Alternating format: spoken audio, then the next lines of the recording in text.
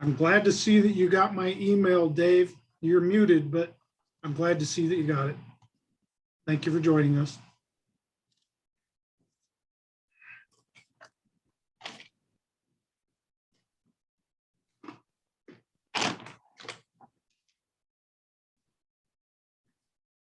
There's about 10 or 12 people that signed up for today's webinar, and 4 have shown up. So we're going to just wait a few minutes for the rest to show up, and then we'll get started.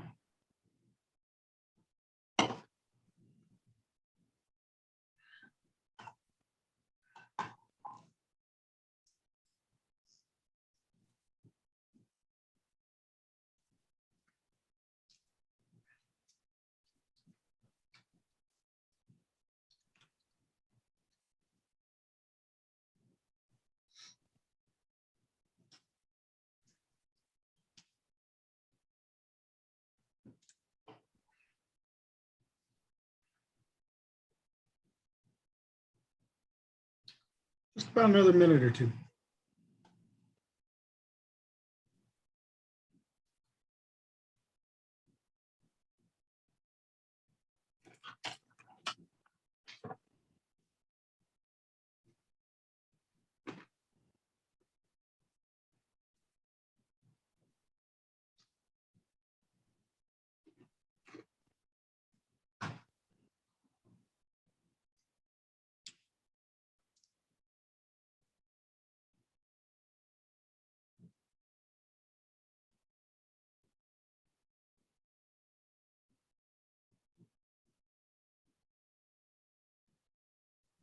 All right.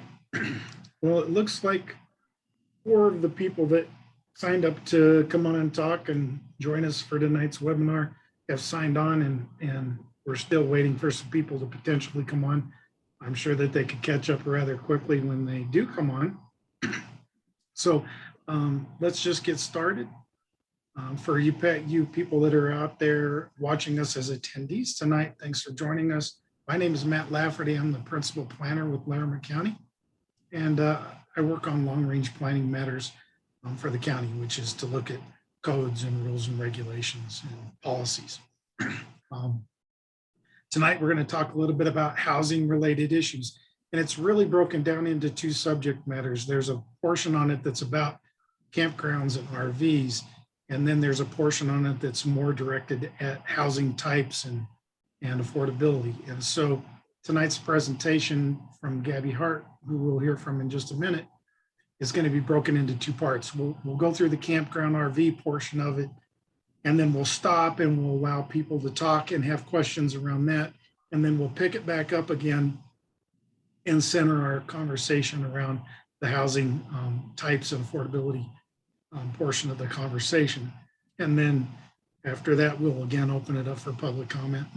And then when we're done, we'll close out the meeting, and hopefully you can give us your comments in the future on, we have a survey and some other things we want to share with you. So for tonight, the participants that are on the screen, I'm going to have each one of them just briefly introduce themselves. I'm going to start with Jen Cram. Good evening, I'm Jen Cram. I'm a planner too with Larimer County, and I assist Matt with long range planning efforts as well as do current development review. Thank you, Jen. Gabby. Hi, everyone. My name is Gabby Hart. I'm an associate with Clarion Associate. We are assisting Larimer County with, this is now phase 2 of updates to the land use code. Thank you very much. Matt Goebel. Hi, everyone. Matt Goebel, also with Clarion Associates, and I'm one of Gabby's colleagues working with the team on the updates to the land development code. Eric Freed. Hi, I'm Eric Fried. I'm the chief building official, meaning I'm the manager of the building division, and I'll be here if there's any questions or I need to chime in on the housing portion. And Lori Catrich. And if Lori doesn't chime on, Lori Catrich is the head of the CPIR department, which overlooks numerous departments here at the county, including community development. And so she's here tonight. Sorry, Matt. Well, that's okay. I'm For sorry. some reason, the button wouldn't unmute, so I had to use my mouse. I was So covering ground for you. already I'm challenged, right? Good evening, everybody. And I'm working with this team and just here to listen tonight. Thank you again. So we're the panelists for tonight, and we're just going to kick it off here in just a minute, and we're going to let Gabby give us a presentation on information they have. Gabby, did you see if you can share screen? Yes, I can. There we go. So Good. now, is that the presentation, right? Not my background screen? Yes, ma'am. Perfect. So I'm going to leave it to you, Gabby, to give us a presentation, and at the end of the campgrounds RV stuff, we'll come back and have a brief conversation with our attendees. Thank you. Thanks, Matt. Well, good evening, everyone, and thanks for joining us tonight. Tonight, we'll be discussing some targeted issues related to first, RV parks and campgrounds, and then second, housing issues, focusing primarily on those things that we can integrate into phase 2 of the land use code updates. So the topics we talk about tonight, these are based on some changes made to the most recent draft, which covers various sections of the land use code, but related to recreational vehicle parks and campgrounds. Generally, we aligned them with the state regulations. There's some new campground types, which we'll get into in a minute. And we also still address recreational vehicle parks outside, recreational vehicles outside of recreational vehicle parks. And then related to housing, we'll talk about manufactured housing parks, agricultural labor housing, accessory dwelling units, and tiny houses on wheels. So to start with, for the campground and recreational vehicle parks, we wanted to highlight those changes that we've made from the current land use code. For campground standards, we're introducing 2 major types of campgrounds, primitive and modern. And that terminology stems from state regulations related to recreation areas. Primitive campgrounds are those that don't need sanitary facilities. They're usually walk-in only. They are tent only type sites. And then more modern campgrounds are those that do require sanitary facilities, the type that accommodate recreational vehicles in addition to tents. And so we also updated the standards related to sanitary facilities, waste stations, and water stations to better align with the state regulations. The current regulations are a bit overly detailed in comparison to what the state requires. So we simplified those quite a bit related to those topics. And then some new standards that we've introduced are requiring that any new campground coming in for review would need to meet the lot size requirement of the base zoning district with director discretion to be flexible with that for existing lots that don't meet the minimum lot size based on our phase 1 updates to the land use code.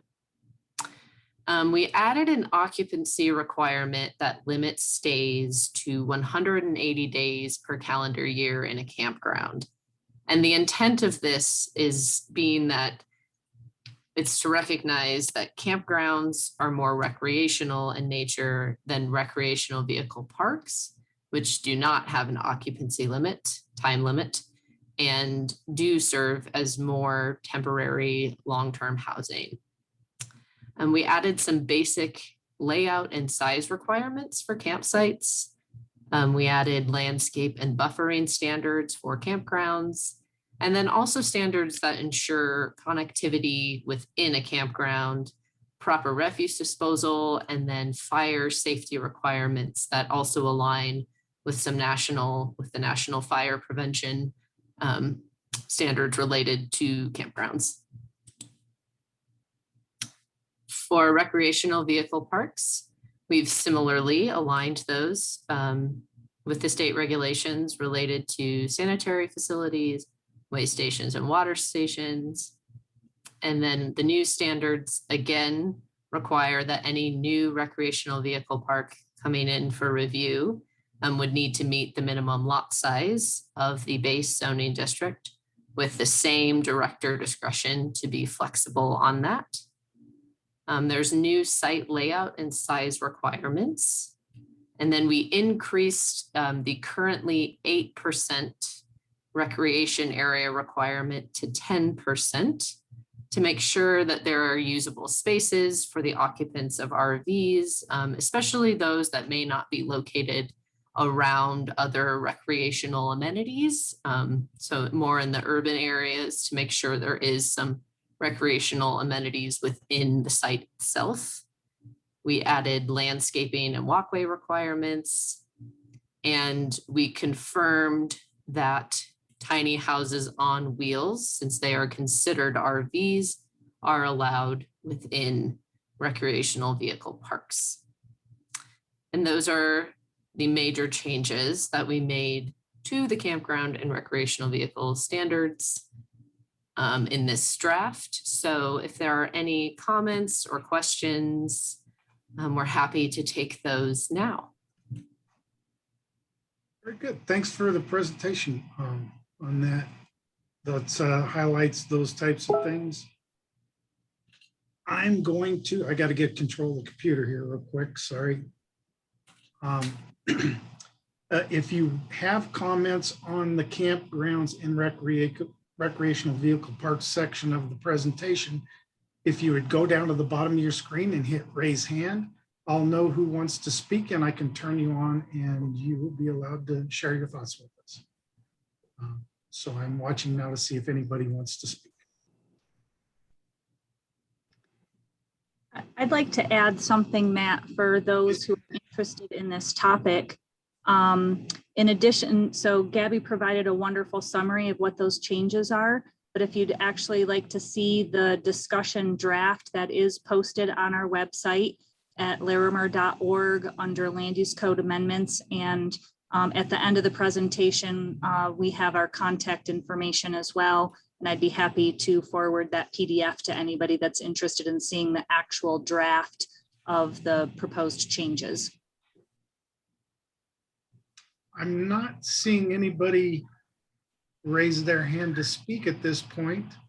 I'm assuming that everybody feels that the campground recreational vehicle parks portion of the presentation adequately addressed what was going on here, and maybe people are more interested in the topic of housing. So unless somebody raises their hand in the next couple of seconds, I'm going to ask that Gabby move forward with her presentation, which will be on the housing subject of types and locations and those types of things. And we'll come back and talk about it. Now, Rick Spears, thank you.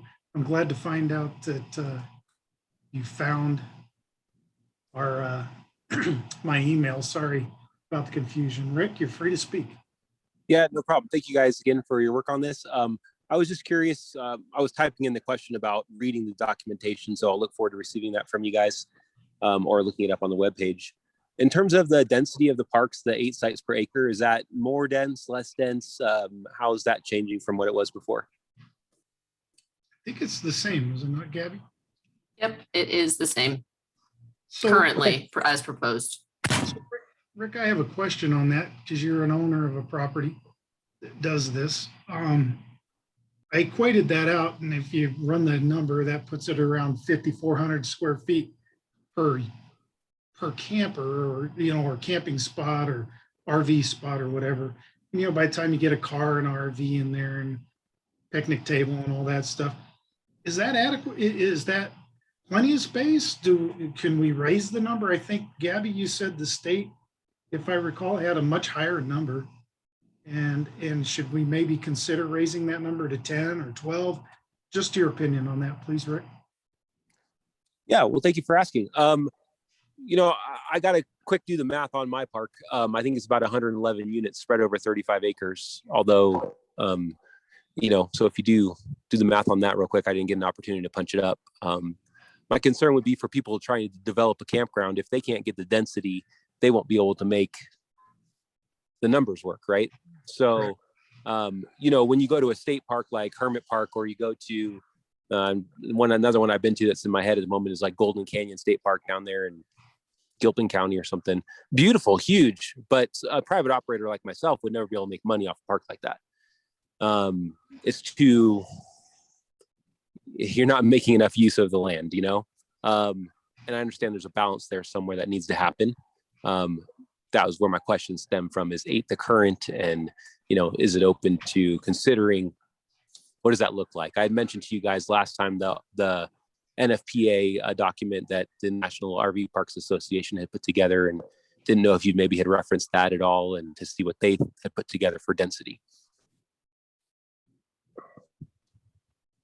So Rick, you noted that you had 35 acres and 111 campsites or RV sites. Correct.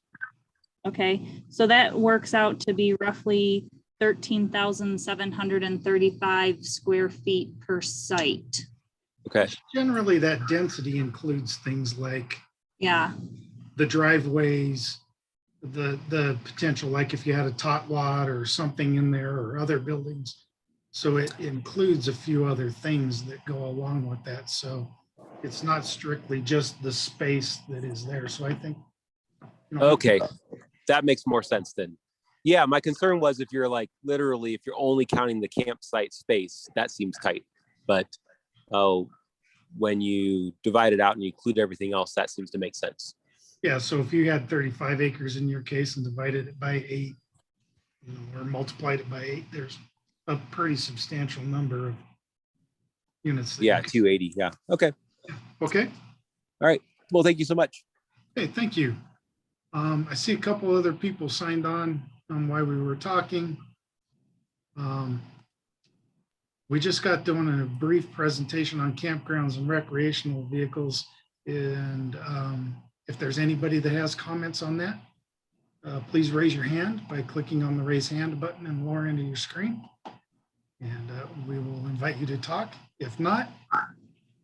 Matt, there is a question in the Q&A from Shayna. Thank you. No limit on how long. Shannon, right now, there's no limit.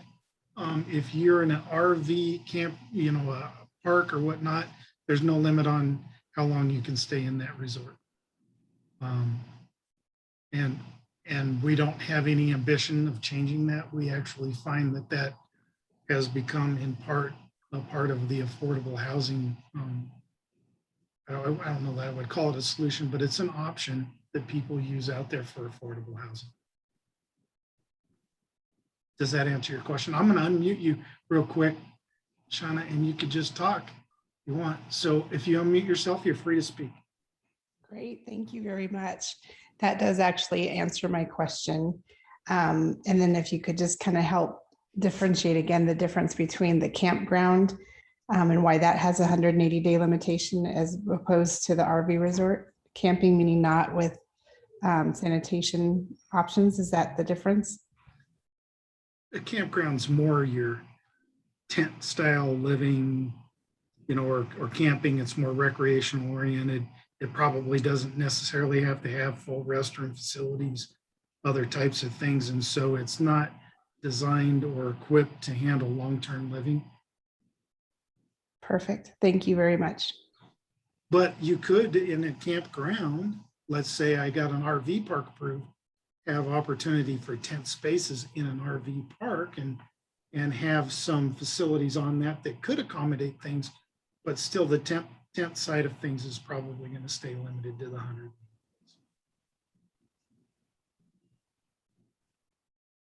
All right, thanks for that comment. All right.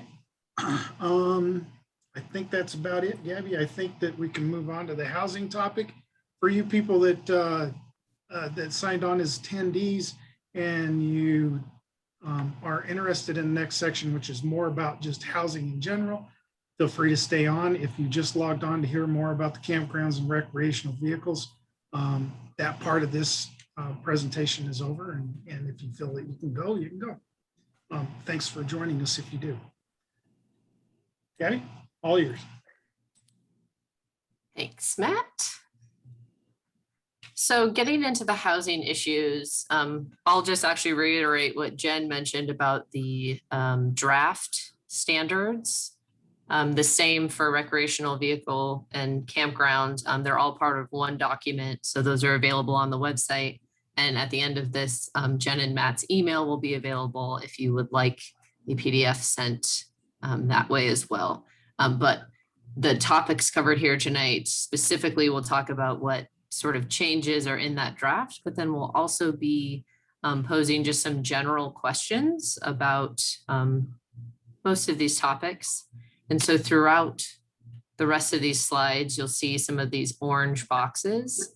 And I'm going to go through all of the information first, but just keep a lookout for those orange boxes as questions to be thinking about.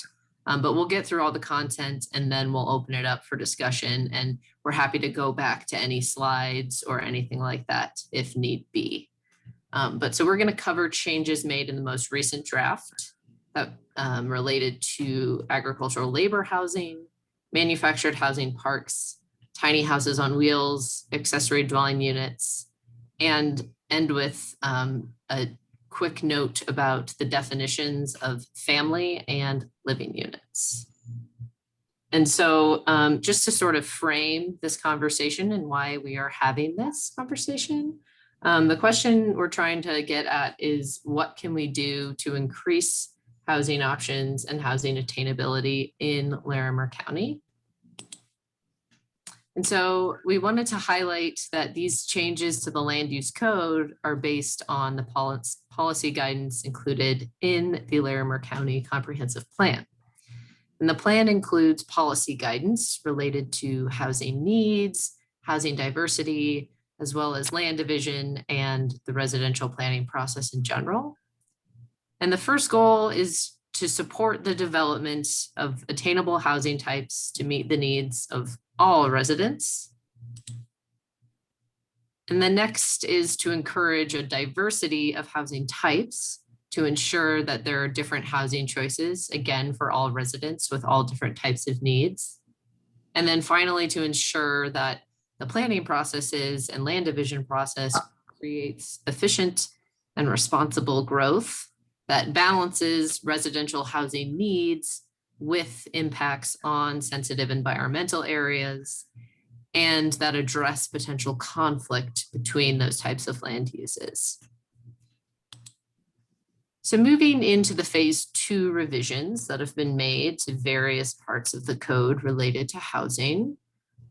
For agricultural labor housing, we updated the definition of this to remove a reference that specified dormitory style housing and added use specific standards that expressly allow any type of housing that is also allowed within that zoning district, with some standards that address compatibility with the surrounding area, access to water and sewer or septic, buffering and screening from neighboring properties, and then also just to maintain the general health, safety, and welfare of the occupants of that housing. Next, for the manufactured housing park standards, there were no adjustments to the manufactured housing zoning district, but we did make changes to that manufactured housing park standards. And the new standards clarify setbacks throughout a manufactured housing park.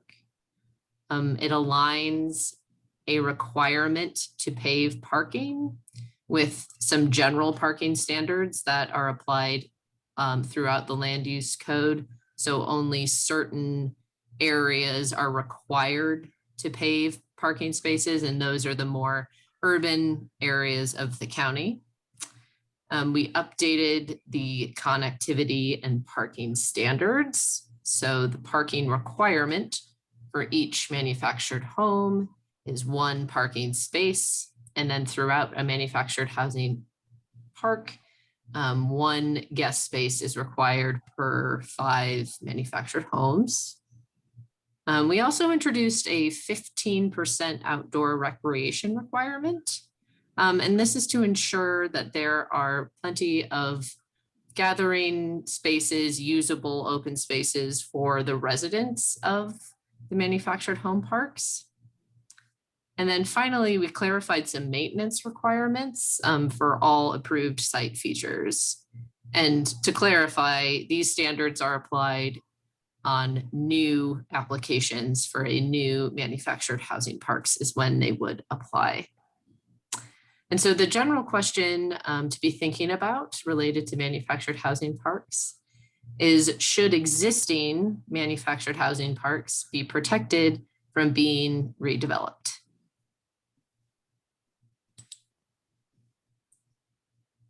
Our next topic is tiny houses on wheels. So because we are limited by state regulations and building code in allowing tiny houses on wheels as permanent housing types, this draft recognizes tiny houses on wheels as a fundamentally different structure than an RV, but they are still subject to those same requirements. Now, a tiny house that is not on wheels would just be considered another type of single family detached house, to also clarify that. So we added a definition of tiny houses on wheels, which is on the screen now. And so you'll see that it emphasizes the fact that the exterior appearance is that of a single family dwelling unit. So for the time being, this is really as far forward as we can push the tiny houses on wheels in the land use code. But there are still some questions that can be answered for if in the future, tiny houses on wheels can be accepted as a permanent housing type, if and where you would be comfortable seeing those. Gabby, I'm just going to add one thing, tiny houses, for those of our attendees that are interested in that. And that is that our commissioners are very interested in allowing tiny houses as dwellings. And so we are making progress. Commissioners are speaking to state legislators, our state representatives. We have a proposal with CCI. So, stay tuned for tiny houses. It is going to take some time, but there is energy and momentum towards making some changes to state regulations. Great, thanks, Jen.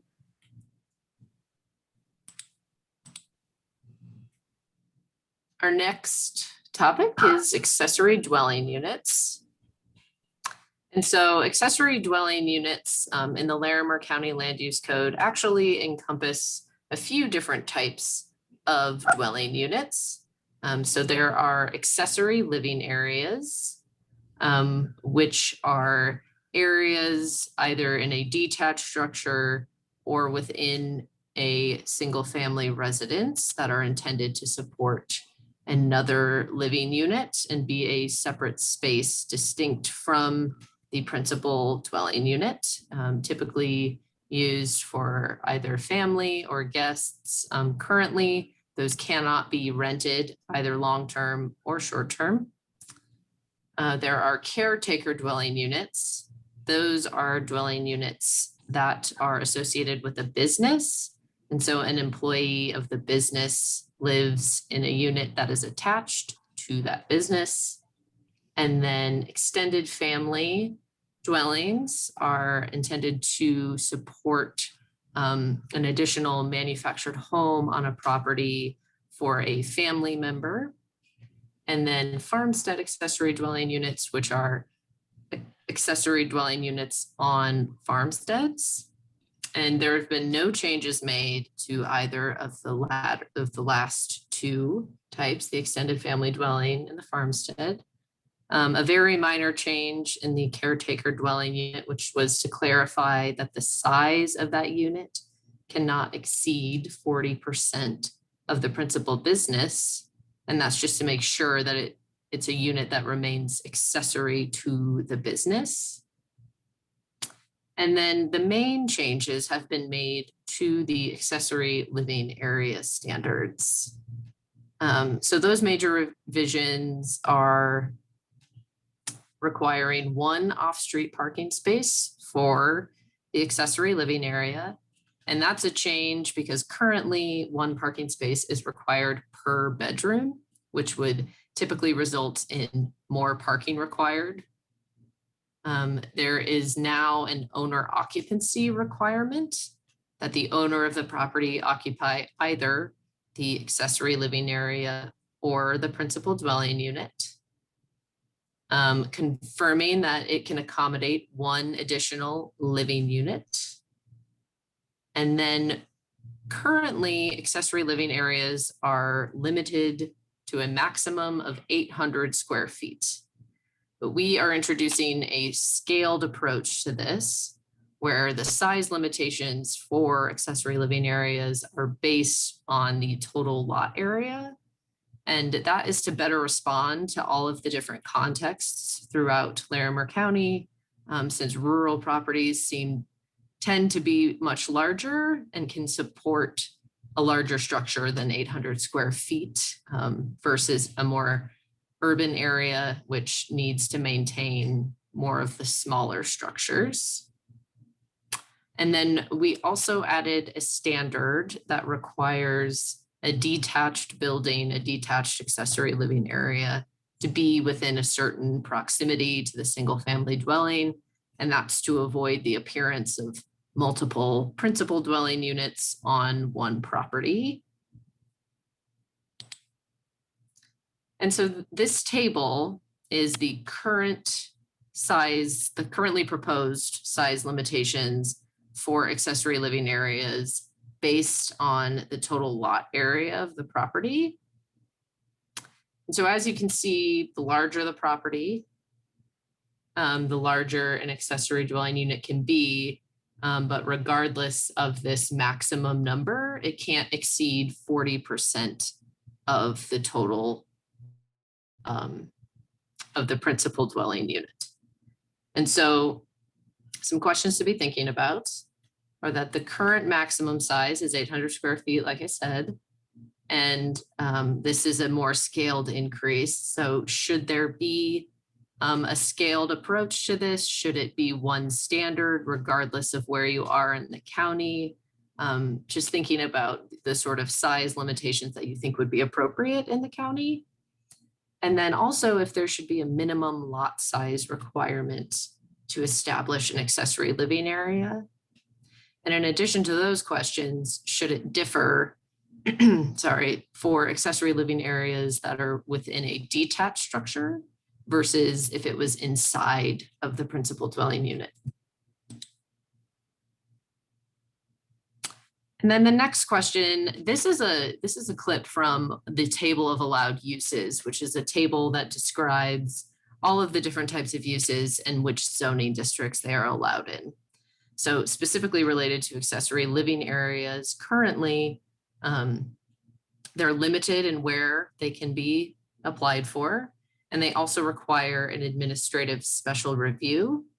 And so that requires public hearings and approval through the commissioners.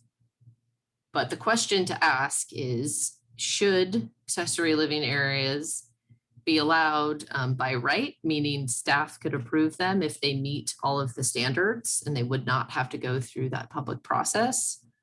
Should that be across the board? Should that only be applicable in certain zoning districts or certain areas of the county?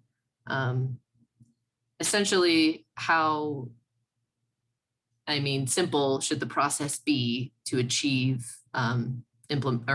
building an accessory living area? And then another major question, I mentioned it earlier on, but currently accessory living areas can't be rented at all, whether long-term or short-term.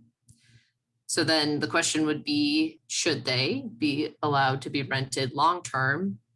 And should short-term rentals within accessory living areas be prohibited in pursuit of the long-term housing goal for Larimer County.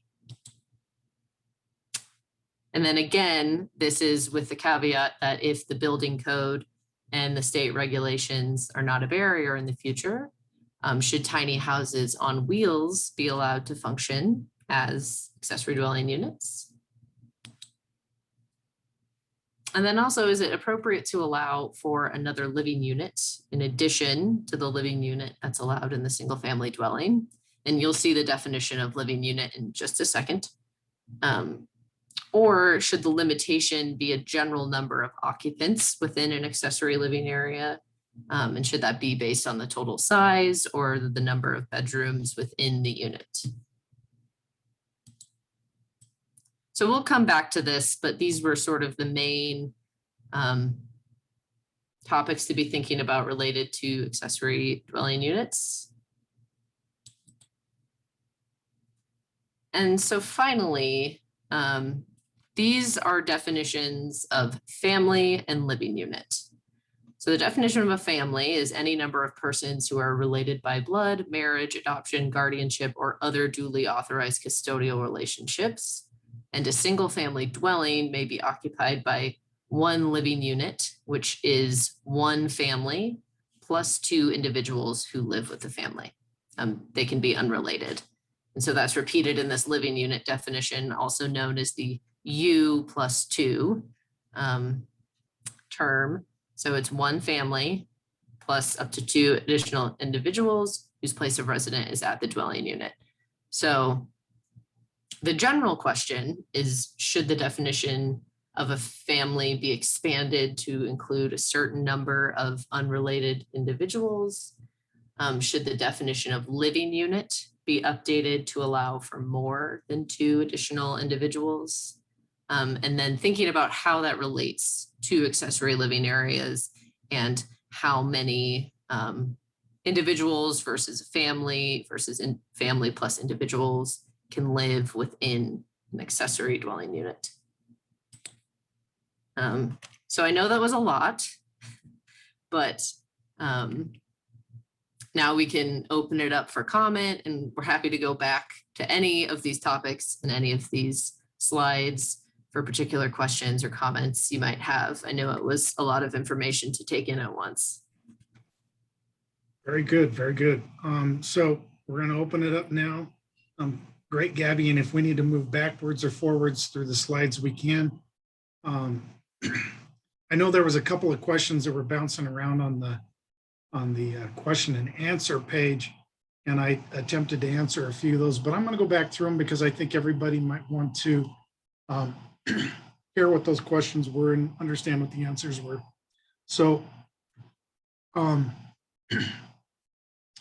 first question was about watching the video. If you wanted to watch a video, we're going to post tomorrow or the next day.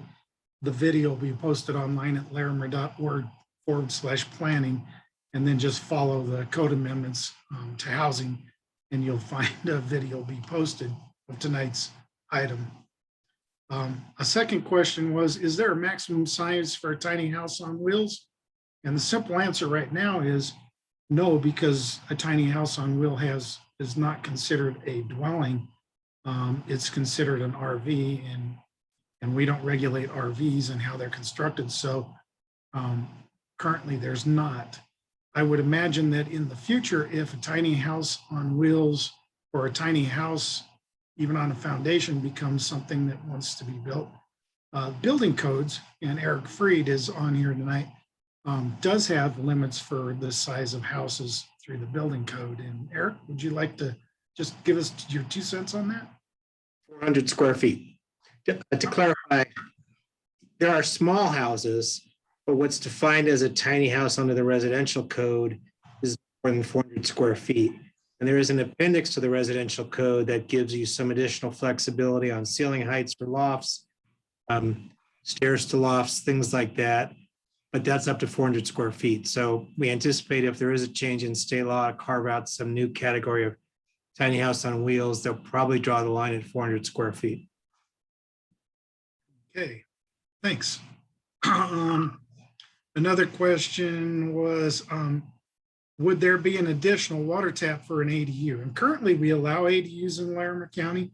And Larimer County does not provide water. We're not in the water business in Larimer County like you might find in the cities or other places. There's a lot of water districts, and those districts and other agencies operate independently of each other, and they have their own district managers and their own boards and whatnot, and they determine what the tap fees will be, what the costs will be associated with providing additional water to additional structures in their districts. So it's one of those things that we currently do not provide an answer to, because that's out of our control. I'm going to let Adam speak. He's next on the list. And Adam had a couple of other questions that he posted online, and I'll let him go ahead and ask those questions. So Adam, you're unmuted. You're free to speak. Excellent. Thank you so much for allowing me to speak and join you all tonight. Kind of a quick question you may not have the answer to on the water districts. Has the conversation been had yet with Elko or Loveland, Fort Collins water districts about tiered water taps for ADUs or any type of conversations? And I bring this up because Windsor doesn't charge for addition, and I think that's they're a different water district, and I'm aware of that, but they don't charge additional water tap for ADU up to 918 square feet. And they also don't have a lot minimum either in Windsor. So they seem to have a fairly progressive program for ADUs over there. So I just don't know. So I guess the question is, if a conversation has been had yet with the water districts when it comes to ADUs, because if they're charging the full $70,000 a water tap or $65,000 per tap, it's going to scuttle ADUs quite quickly. Exactly. And the county has provided and allows for ADUs and has allowed it for a number of years. And so we're aware that a lot of the water districts treat it differently, depending upon what that water district does as a board. The county has received some grant funding to do the initial groundwork on understanding water in Larimer County. And from this grant money, we will be doing some research to get a hold of different water districts, understand where water comes from, who's got it, how it could be used, some of those things. And from that, it may stem into a long-term water plan for the county, but those types of water plans don't mandate districts to come into compliance with these plans. And so we will be working with those districts and having those conversations. But as of this point, Adam, we have not had any in-depth conversations with those groups on that. As far as the lot size goes, right now, we don't even have a lot size on it, but we felt that when lots get too much below 5,000 square feet, especially when you have a 2,000 square foot house on it and whatnot, that the lots get relatively small and hard to put ADUs on them. And so we were thinking that maybe drawing the line at 5,000 was appropriate. And you don't find that largely in the county unless you're in the urbanized areas anyways. Once you get out into the rural areas, lots are generally a lot larger than that. So we'll take a look at what Windsor's doing and see if there's any kind of, if we want to set that limit lower or higher based upon that. And you had one other question, Adam. I think you asked in the living unit thing, a married couple, Matt, two random people are fine. Hold on. But two married couples are not. Actually, two married couples would be one family unit, because one married couple that owns the house is considered the family, the U, and the other two are considered two. So that four would work together. Yes, Jen. Matt, it was me, Lori. Oh, sorry, Lori. That's all right. I was just gonna say that even though we haven't looked at this water issue from the planning side in depth, I know that the affordable housing teams for both Fort Collins and the county have been working extensively on this issue. And it may be that they've reached out to some of the water districts, because I know that when they did their studies, the cost of water was identified as the biggest barrier to affordable housing in the county. Exactly. Yeah. So thank you for that. I think I'm on a meeting on Friday morning with Larimer County. So I'll ask them about that on Friday. Did we answer all your questions, Adam? Yes, thank you so much. Appreciate All it. right. Thank you for your participation. Thank you, Lori, for chiming in. Tanya, you are allowed to speak. I just unmuted you, I think. Yes, you did. Thank you. And Alright. thanks again for having these talks. I have a comment and a question. I'll start with the question because the comment relates to that. The question is about something we haven't really quite covered here. Gabby covered her area really well, but this is a little bit of an expansion on that. When I was reading over the, whatever the name of this monstrous document is, I noticed there was something about the caretaker ADU or the family, extended family or whatever. And there was something about a requirement of disability, which would be certified by a physician. And as a nurse practitioner, I'd just like to say there are other people who can certify that as well, who are well qualified. So nurse practitioners, physician's assistants, so maybe wording like physician or other qualified healthcare provider would be just a comment. My question on that is something about a 3-year permit, and when that permit expires, the dwelling needs to be, quote, removed. And my understanding is this would be a dwelling on a foundation, an ADU on a foundation, which I'm thinking probably, and I'm, as you know, kind of on the small house side of things, but even if I built a 600 square foot ADU, by the time I got done with the permits and the taps and whatever all I had to do, tap extensions, whatever it turned out to be, I've got $100,000, $200,000 involved in this place. And if it has to be recertified every 3 years, and then it doesn't get recertified, then I'm sitting on a hugely expensive something that I cannot rent out. I can't do anything else with. What do I do? Tear it down? I mean, that seems, yeah, please, Jen. So that is when someone comes in to apply for, you're speaking about the extended family dwelling. And Or so it is intended to allow, if someone wants, they could have a full-sized dwelling. So in most cases, we see a manufactured home that doesn't necessarily have to be on a permanent foundation. It has to be secured and meet building code. But so the idea is that it allows someone to have a full-size dwelling, and a lot of times they have the ability to share the existing tap or tie into the on-site septic system, et cetera, to make it more of a temporary use. And so then if the need no longer exists, then that dwelling would need to be removed. But we as planners, when someone comes in to apply for that type of accessory dwelling, we also let them know about their option for the accessory dwelling, which would be a permanent approval, because you're right, it is a huge investment. And so they could get approval to have a permanent accessory dwelling. They are limited on size, or they could go for a full-size manufactured home or something else that is temporary. Just real quickly to chime in on that. Tanya, one of the things that when that was adopted, the exact question about water came up again and said, is that going to require a separate tap? And most of the water districts said because it's a temporary use, they would allow continuation of the tap that's providing water to the primary dwelling, with the understanding that one day that was going to go away. And that became a viable option for some people out in the very rural parts of the county as an option.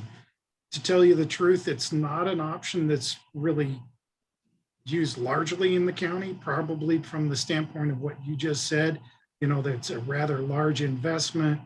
And if you're going to make the investment, why wouldn't you want to make it as permanent as possible? And so most people, once they find out that we have alternatives, move towards those alternatives and put in something that's more permanently based and something that they can capture back their costs on. So great question.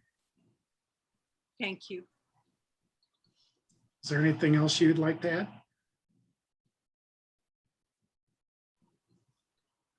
No, I think that answers my question. Well, actually, I do have a question. Okay. What is it that would prevent if a modular unit can be brought in on a trailer and temporarily set up, tied down, and all the things that get done? I'm having a hard time understanding why a tiny house on wheels couldn't be similarly tied down. Is that because it's considered an RV under the state regs? At this point, until there are definitions that separate a tiny house on wheels from an RV, such that there's certain certifications and whatnot that chief building official could deal with, then yeah, it's simply just considered an RV. Eric, you want to chime in on that? Yeah, you actually can obtain a modular tiny house. The difference is that modular homes are built to they're basically built to the same building code standard as a stick-built house. And they're built in effect, they're inspected by the state of Colorado or by another state agency through an interstate compact. So we know how they're built. And you can buy some tiny homes that fit this definition. But most tiny houses are not built in that kind of quality control environment. They're built by, it could be a manufacturer who's good at it, but there's nobody inspecting it who's authorized under state law to put an insignia on it that shows that it meets any standards, where they could be built by Joe in his big barn. So therefore, tiny houses, we don't know how they're built, and they don't have the same authorization under state law as a modular home does. That's something we're looking at. Is there a way we can come up with a standard and some kind of inspection protocol so everybody knows the electrical is safe, the gas piping is safe, the venting is safe, they're structurally sound, et cetera, et cetera. And there are, in fact, other certifications other than RVIA, NOAA, and Tiny House Something Association. So there are standards out there that exist already and are used by some of our local tiny home builders that are not RVIA. Just, I'm sure you're aware of that. Right. So it's a question of getting state law to recognize, to look at and maybe recognize some of those standards, which right now they're not. Some tiny homes are built under the park model RV standard, but again, RVs are intended for temporary occupancy, not permanent or semi-permanent occupancy. So it sounds like this is an issue that needs to be addressed at the state. And we're talking to state legislators and state regulators about that. Awesome. Thank And you. I think the key here that we want to get across is that Larimer County is open to the concept of tiny homes on wheels and being used in a variety of scenarios in the future. But until the issue is resolved at the state, we can't do much about it. We're not able to do much about it, but we want to make sure that people know that we're trying to include it into our codes, or to at least acknowledge that once that's resolved, we can look at it as a long-term viable option for housing in Larimer County. Thank you so much. Yes, ma'am. Okay, there was a couple of other questions that popped up on the Q&A. I'm just going to read them real quick and try to provide an answer. Actually, first one is, can you show the slide with the themes on issues again, Gabby? And while you're doing that, I'll go to the next question. A question was, what is the purpose for prohibiting an ADU from being rented? In the early 2000s, when Larimer County adopted ADUs as an option for a housing unit, the Board of County Commissioners at that time felt that renting ADUs would lead to an influx in housing. At that time, people were trying to not allow ADUs. And they didn't want to just open up and allow double density in the county. So they said ADUs could not be rented. They could be used for family members, for friends or acquaintances to live in, but not on a rental basis, because what they didn't want them to become was just an opportunity for people to make money. And quite frankly, that whole game has shifted. The cost of housing has got really high, the cost of retaining home ownership.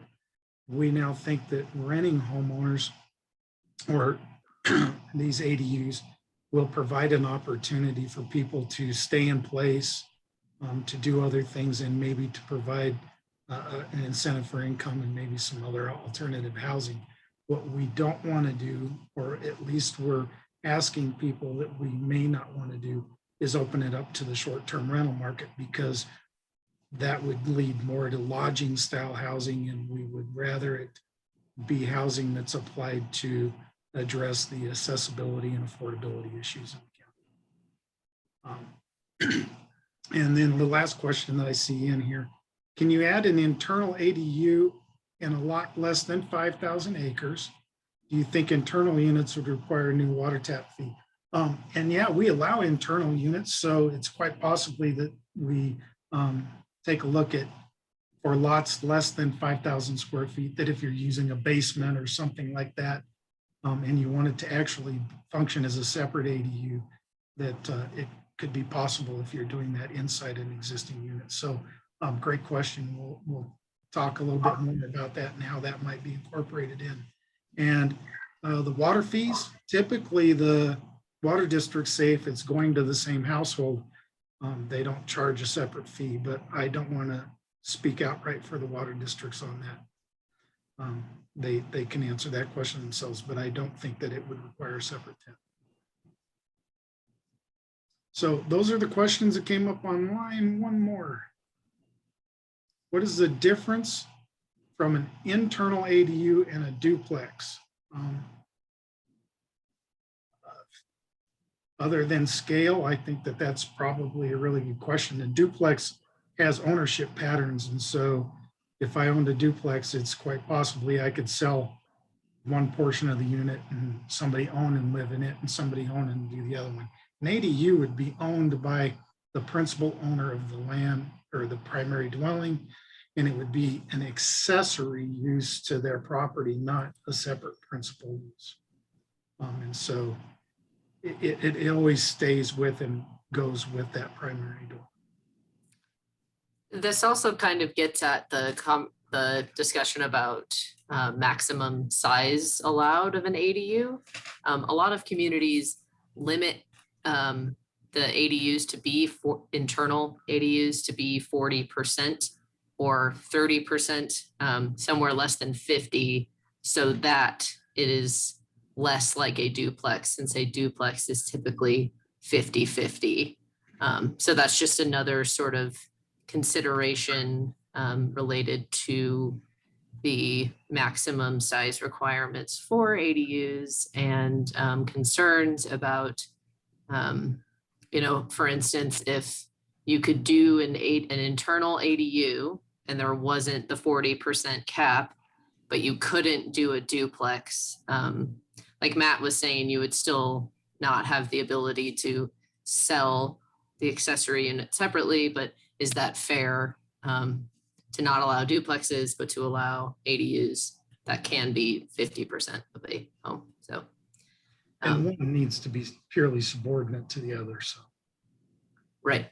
And that's why we put a size cap on them and make them much less than what the primary dwelling would be. Okay, well, that was really a good session of discussions. Is there anybody that's online that still wants to ask a question? If so, feel free to raise your hand and we'll do best to answer your questions.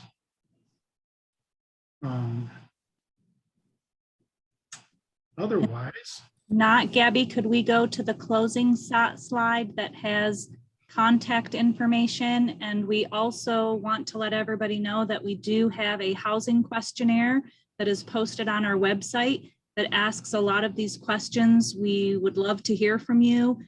Please share it with others. We will be blasting this out and doing some social media around it as well to get your input. Is there anything that we're missing? Any housing types, things that we should consider relating to updating our code to allow for a diversity of housing types and attainability? So thank you so much for your time this evening. Yes, Yeah, thank and then you. I'll just, sorry, Matt, I'll Go ahead. just highlight that there's some additional Thank you. upcoming outreach. We plan to have sort of the next version of this document posted on August 4th. We have another joint work session with the commissioners on August 11th with the intention of having the adoption hearings for all of these different pieces of regulations in September. Thank you, Gabby. Very good. Well, seeing that nobody's raised their hand and we had a good conversation, I think that we can go ahead and close tonight's proceedings. And thank you again for everybody for your comments. And if you have additional comments or you think that we're missing out on something that should be added in, certainly let us know. And we will do our best to incorporate those things in as we see fit. So with that, have a good evening. Enjoy the weather, and we will see you at the next session. Bye now.